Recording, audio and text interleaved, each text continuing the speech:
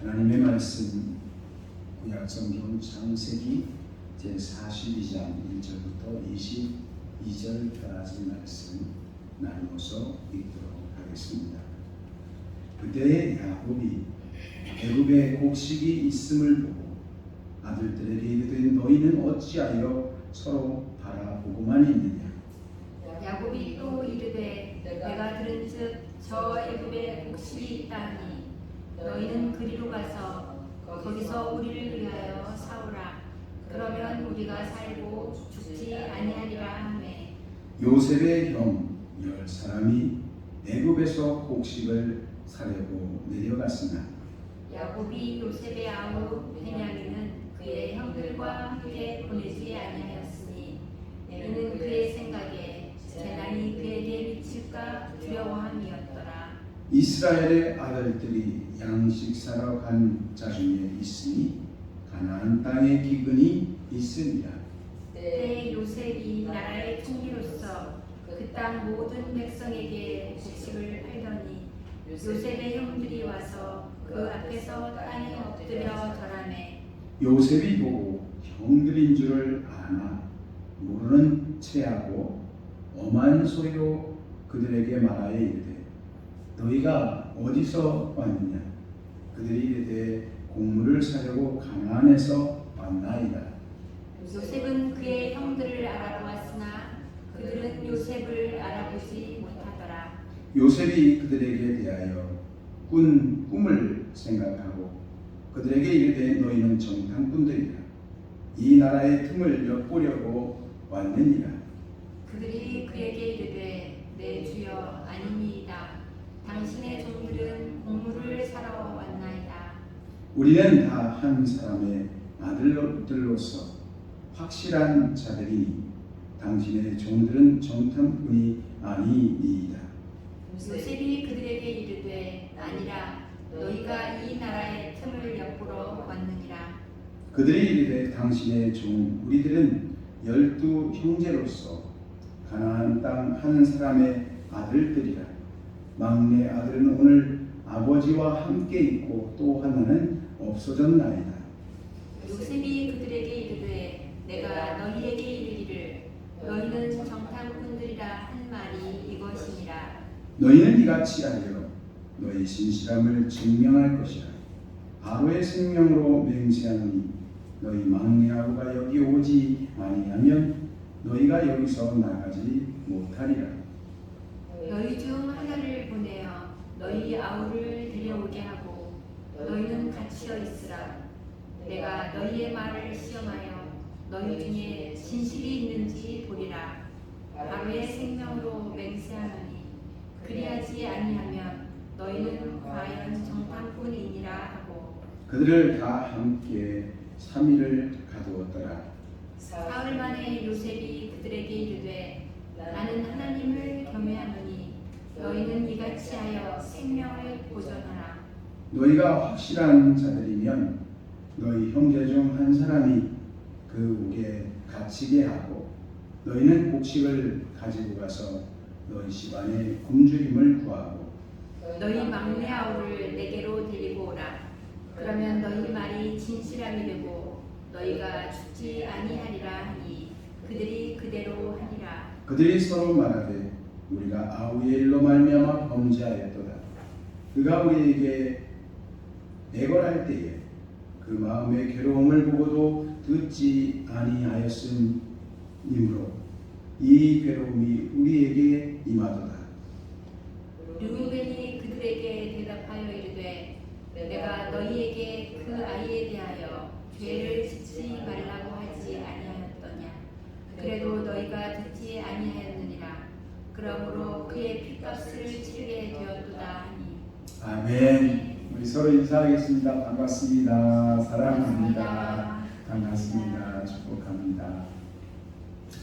함께 나눌 말씀의 주제는요, 우리가 범죄하였도다입니다. 우리가 범죄하였도다. 내가 범죄했습니다. 우리가 범죄했습니다. 우리는 하나님 앞에 설 때마다 하나님, 내가 연약한 자입니다. 내가 죄인입니다. 여러분, 이런 고백들이 우리 심령 속에 늘 있는 우리들이 될 수 있기를 간절히 바랍니다. 교회가 하나님 앞에 설 때도 역시 마찬가지입니다. 하나님, 우리들이 하나님 앞에 범죄했습니다. 우리를 용서해 주소서. 그리스도의 사랑으로 우리를 채워주소서. 이렇게 간구하는 모습들이 우리 교회와 또한 우리 교회 안에 속한 우리 믿음의 사람들이 취해야 될 가장 올바른 신앙적 태도임을 우리들 기억하며 또 실천하며 살아가는 우리들이 되기를 간절히 소망합니다. 오늘 이 말씀의 주제를 잘 기억하고 또 그 의미를 파악하는 것은 매우 중요한 일입니다. 설교의 내용이 그 안에 다 담겨져 있기 때문에 잠깐 기도하고 말씀을 나눕니다. 하나님, 이 시간 성령 앞에 우리의 마음을 드립니다. 우리의 심령에 충만히 임재하시사 우리의 생각도, 우리의 가치관도, 우리의 손과 발에 행하는 습관들도 하나님께서 가장 원하는 모습으로 바꾸어 주시고 조정해 주시옵소서. 부족한 저는 오직 하나님의 말씀을 전하는 도구로서만 사용하여 주옵소서. 예수 그리스도의 이름으로 기도하옵나이다. 아멘. 로마서 12장 17절 18절 말씀을 보면 이렇게 기록되어져 있습니다.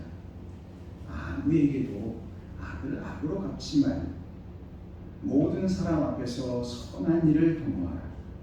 할 수 있거든 너희로서는 모든 사람과 더불어 화목하라. 그렇게 기록되어져 있습니다. 다시 한번 새겨보면 아무에게든지 악을 악으로 갚지 말라. 그리고 모든 사람과 더불어서 화목해야 된다 라고 성경은 우리에게 가르쳐주고 있습니다.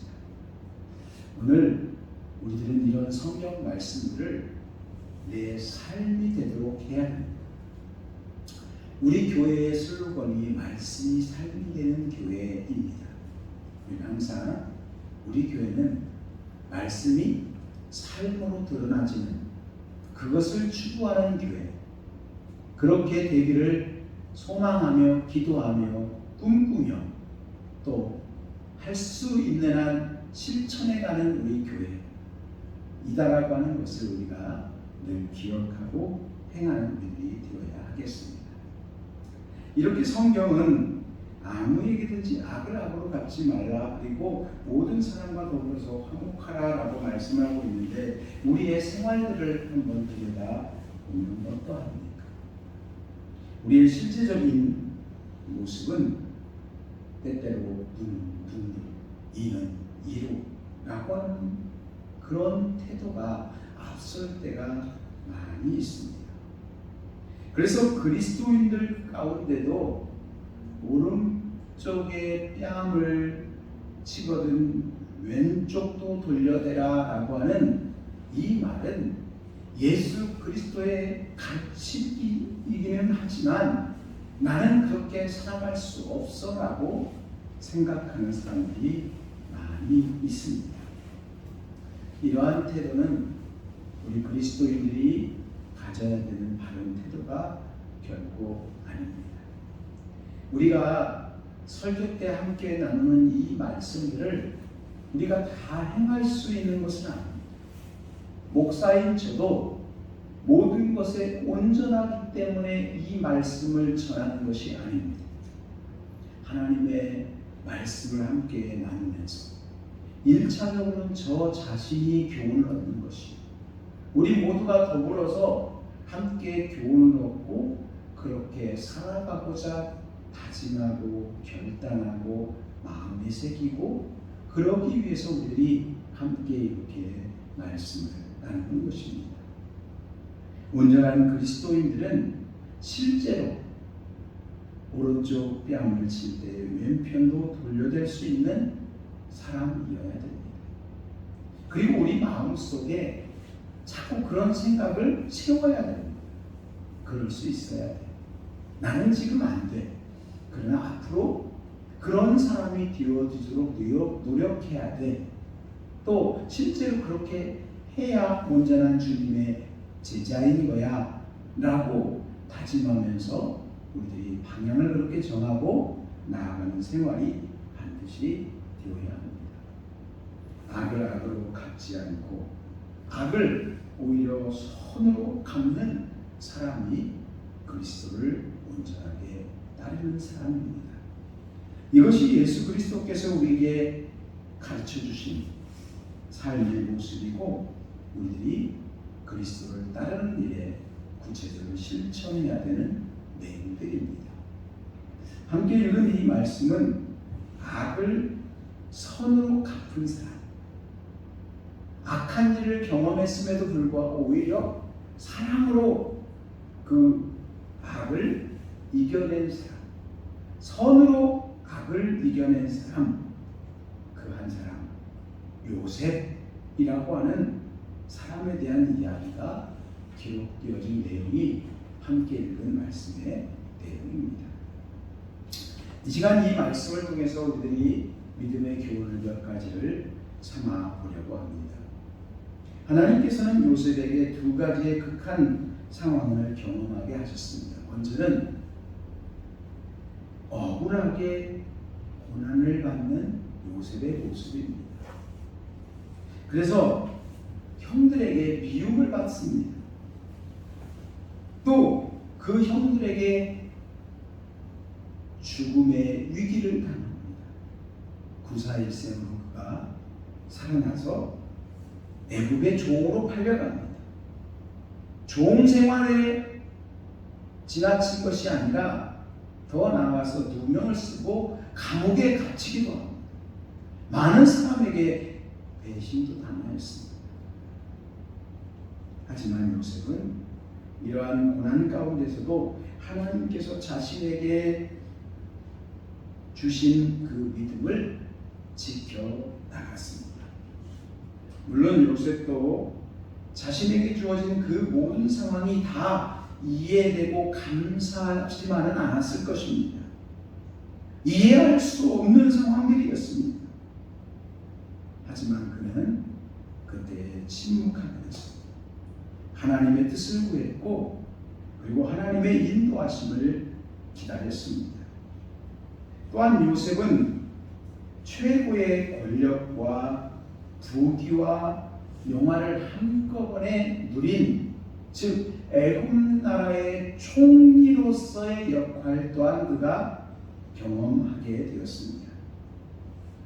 이것은 요셉의 또 다른 시험거리였습니다. 사람들은 가난하고 또 때로는 어려운 환경 이런 것들이 시험거리라고 생각하는 경향들이 많이 있습니다. 사실 실제로 그럴 수 있습니다. 지나치게 가난하고 너무너무 힘들고 어려워서 많은 고통을 당하고 또 그것이 우리가 하나님의 사람으로서 세워지는 일에서 늘 분만이고 시험거리가 될 수 있는 것이죠. 그러나 반면에 그러면 그렇게 힘들고 고달픈 삶 말고 부귀와 영화와 그리고 세상적인 명예가 주어지면 그것은 시험거리가 아닌가요? 결국 그렇지 않습니다. 그것 또한 시험거리로 작동할 때가 있다고 하는 것입니다. 다윗을 한번 생각을 해보십시오. 다윗은 젊은 날 많은 고난의 삶을 살아야 되었습니다. 사울 왕에게 쫓겨다니고 죽음의 위기를 너무나도 자주 경험하는 다윗이었습니다. 그런데 다윗의 그 고난의 시기는 시험의 순간이 아니었습니다. 오히려 하나님을 더 붙잡게 되고 신실한 하나님의 사랑으로 살아갈 수 있는 그런 순간들이었습니다. 그런데 정작 다윗이 범죄에서 참으로 하나님 앞에 시험을 당한 그런 순간은 언제였습니까?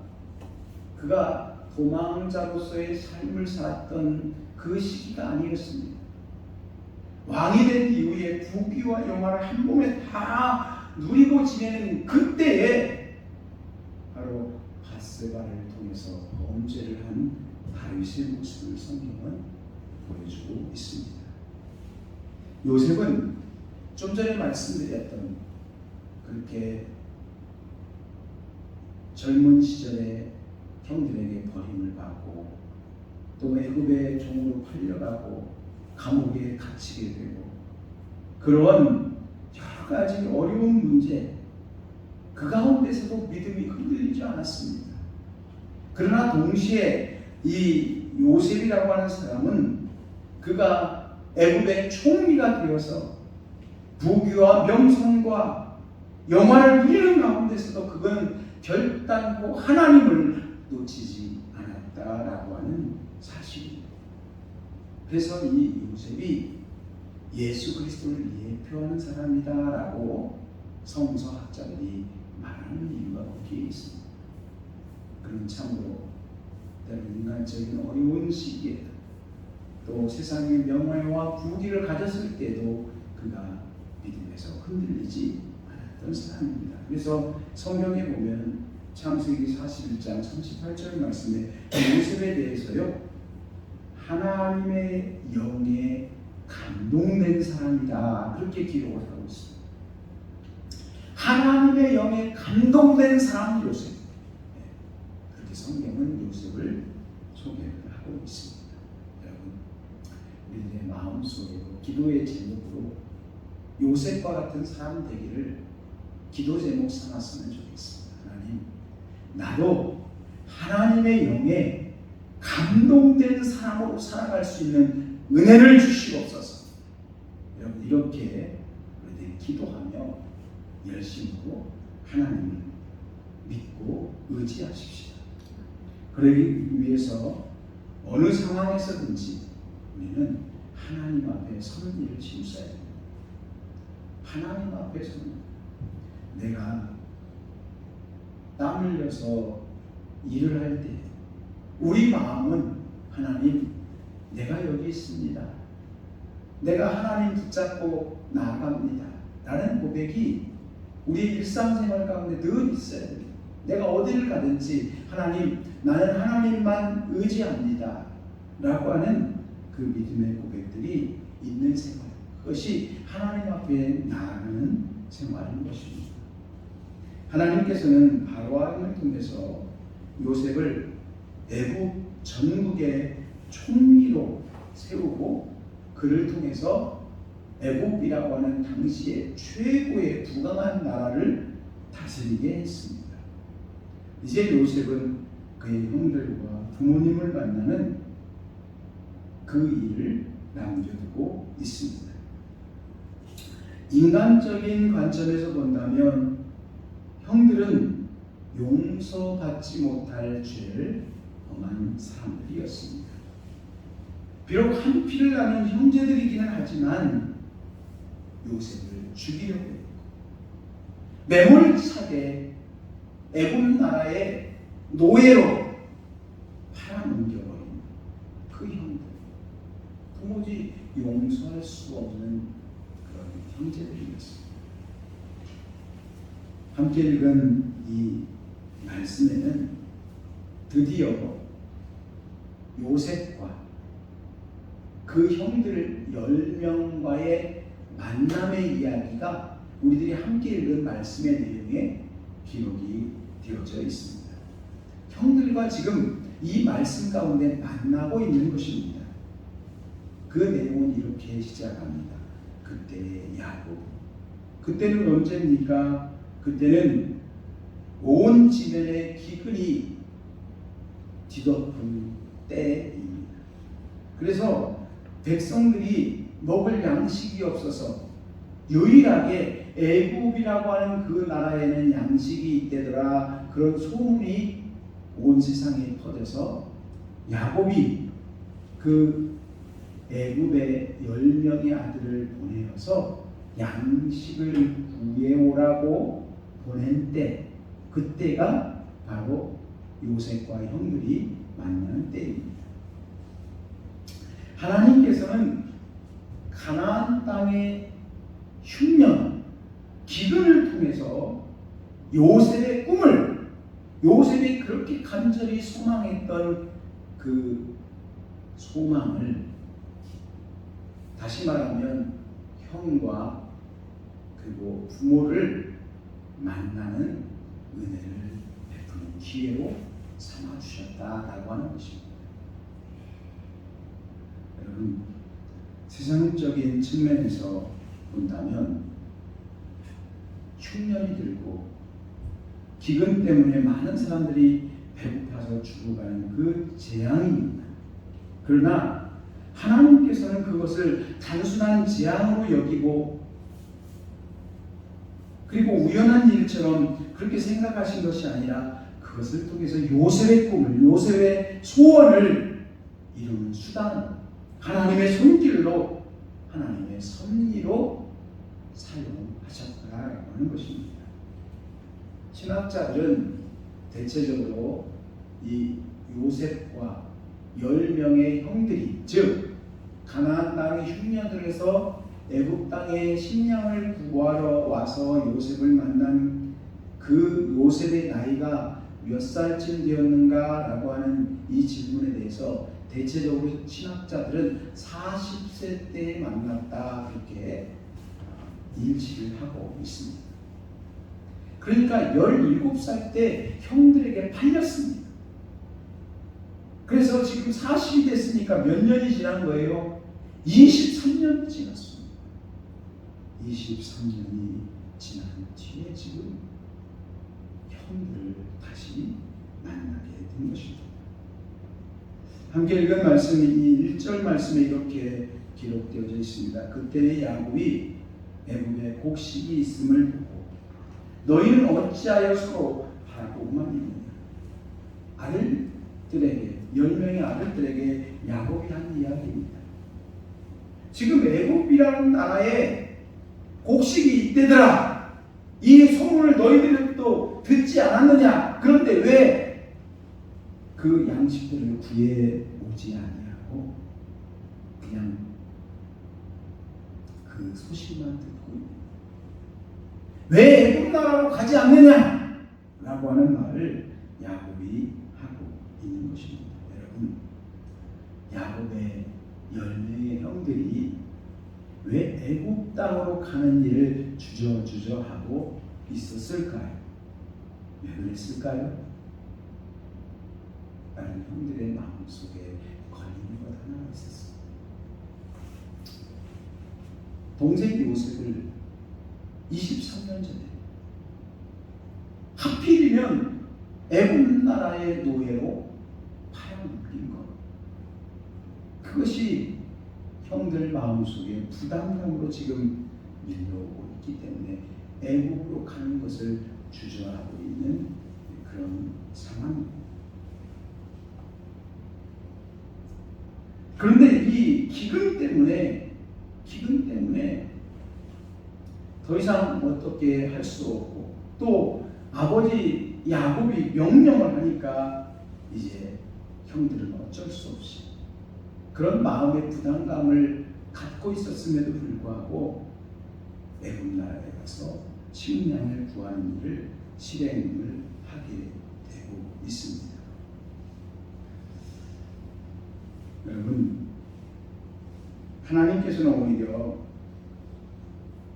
이 기근이라고 하는 것을 통해서 요셉과 그리고 요셉의 10명의 형들이 서로 화해할 수 있는 길을 지금 행하고 있다라고 이 말씀을 통해서 볼 수가 있습니다. 요셉의 형들을 보십시오. 20년이 넘도록 까마득히 잊혀진 줄 알았습니다. 그런데 애굽 나라에 가면 식량이 있대더라 라고 하는 그 이야기를 들으면서 애굽이라는 그 단어가 마음에 걸림이 되었습니다. 자신의 마음에 가책으로 다가왔습니다. 여러분,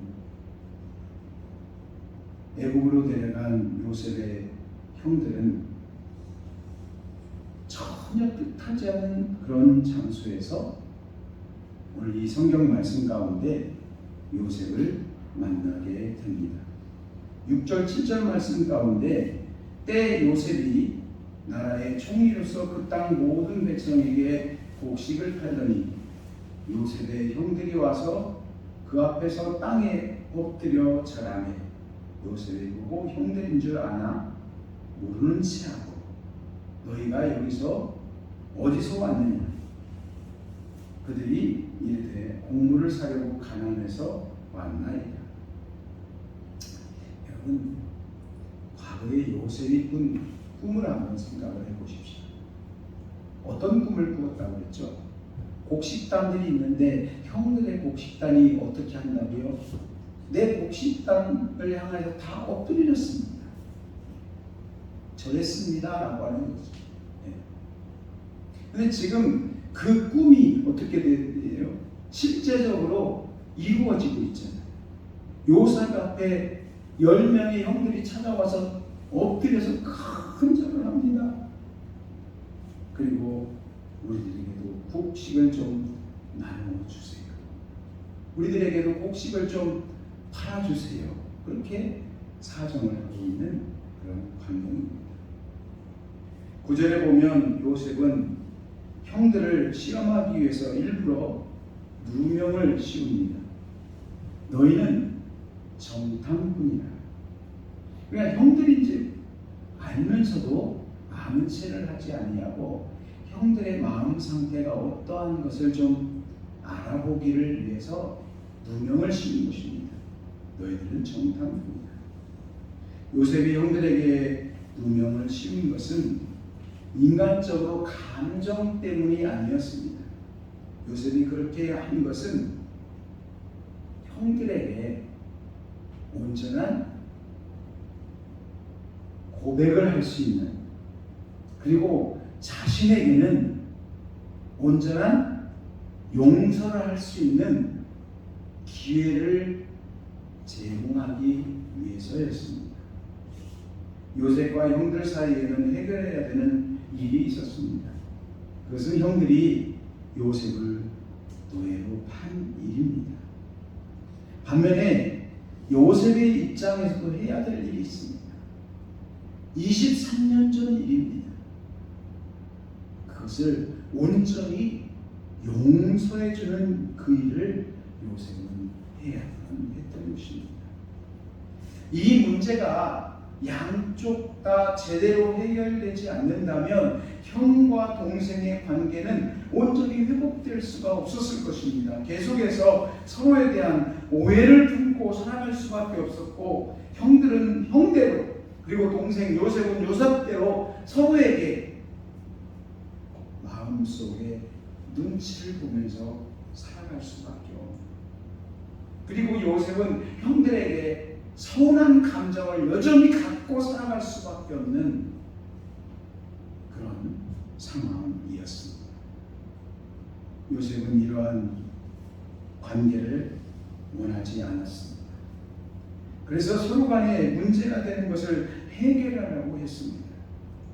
요셉은 형들을 위해서 그들 스스로가 깨우치고 회개할 수 있는 기회를 제공하고 있는 것이요, 요셉은 형들과 온전한 사랑의 만남을 위해서 자기 자신도 절제하고 참고 인내하고 또 용서할 마음을 준비하면서 지금 형들을 만나고 있는 것입니다. 이것이 오늘 우리들이 이 말씀을 통해서 우리 마음속에도 교훈으로 얻고 또 실제 우리의 생활 가운데 실천하며 살아가야 되는 아름다운 믿음의 모습입니다. 말씀을 정리하며 마치겠습니다. 여러분, 우리들에게도 미운 사람이 있습니다. 때로 보기 싫은 사람도 있습니다. 얄미운 사람도 있습니다. 더 나아가서는 원수같이 여겨지는 그런 사람도 있을 수 있습니다. 이럴 때 우리들은 그들을 어떻게 만나고 대해야 할까요? 우리는 미움의 감정을 그대로 가진 채 만나고 있지는 않아요. 서로 겉으로는 얼굴을 보고 웃습니다. 그런데 마음속은 어때요? 여전히 미운 거예요. 그 미움의 감정을 가지고도 어쩔 수 없어서 겉으로 웃는 척하면서 서로 악수를 건네며 지내는 경우들이 많이 있습니다. 원수 같은 마음을 그대로 숨겨둔 채 서로 악수하고 웃기도 하고 그렇습니다. 이것은 우리 그리스도인들의 태도가 아닙니다. 우리들에게도 요셉처럼 비록 나에게 아픔을 준 사람, 그리고 피해를 준 사람, 원수 같은 사람, 미운 사람을 나의 형제요, 자매로 받아들이기 위한 우리 자신의 수고와 노력이 필요하다라고 하는 사실. 저 사람이 나에게 잘못을 했으니까 나는 상관이 없어. 저 사람이 깨닫고 나한테 용서를 구하고 찾아와야 돼 라고 하는 굳어진 마음으로 우리가 지내는 것이 아니라 내가 저 사람에게 해줄 수 있는 어떤 노력이 무엇이 있을까, 내 수고가 무엇이 있을까도 동시에 우리들이 생각하고 우리들도 준비해야 된다는 것입니다. 예수 그리스도께서는 죄악으로 죽어진 우리들을 구원하기 위해서 하나님이신데 그 하나님께서 사람의 모습을 가지고 이 세상에 오셔서 우리 대신에 내가 죽어야 되는 그 죽음을 우리 대신에 하나님께서 죽으심으로 우리를 사망 가운데서 생명, 지옥에서 하나님의 나라로 옮겨주시고 우리를 구원해 주셨습니다. 하나님 나라의 백성이 되게 하시고 영원한 생명과 구원의 은혜를 얻게 하셨습니다. 그러므로 우리들은 예수 그리스도의 사랑 안에서 서로를 이해하고 관용해주고 용서해주고 그리고 서로를 위하는 마음으로 살아가려는 그런 노력들을 우리들이 해야 합니다. 우리 모두 하나님을 사랑하고 이웃을 사랑하는 일을 위해서 노력하며 살아가십시다. 이 일을 위해서 수고의 땀을 흘리는 우리 정선교회와 우리 모두가 세상의 소금으로 빛으로 예수 그리스도의 사랑을 전하는 자들로 세워지고 쓰임받기를 주님의 이름으로 축복합니다.